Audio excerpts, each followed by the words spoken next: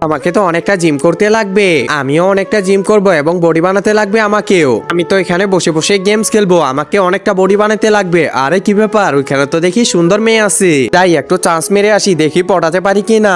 বলতেছি এই যে ম্যাডাম হ্যালো। আরে কি ব্যাপার, কি হলো? ও না মানে হাই কেমন আছেন? আরে জান তো জান, বডি করেন। আরে এইভাবে রিজেক্ট করে দিল।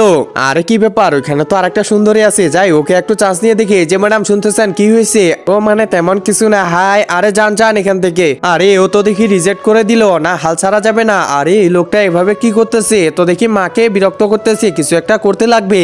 আরে ম্যাডাম চলেন যাই রেস্টুরেন্টে, যান তো এখানে। এই যে ভাইয়া শুনতেছেন? আরে কি হলো পুচকু, একটু ডান দিকে তো তাকান। কাবা ঘরের দিকে তাকালেই নাকি সব গুনাহ মাফ হয়ে যায়। হে আল্লাহ, যে আমার ভিডিওটা দেখে লাইক এবং সাবস্ক্রাইব করে দিবে তাকে একবার হলেও কাবা শরীফে যাওয়ার তৌফিক দিও। উরি বাবা, কি ব্যাপার? এই ছেলে, তুমি জিমে আসো মেয়ে দেখার জন্য নাকি জিম করার জন্য? হ্যাঁ, তোমার মতো ছেলে আমাদের জিমে চলবে না। হ্যাঁ, তোমাকে এখনই বের করে দিচ্ছি, দাঁড়াও। এই ওকে সবাই কোলে তুলো, হ্যাঁ এখন বাইরে নিয়ে যাও।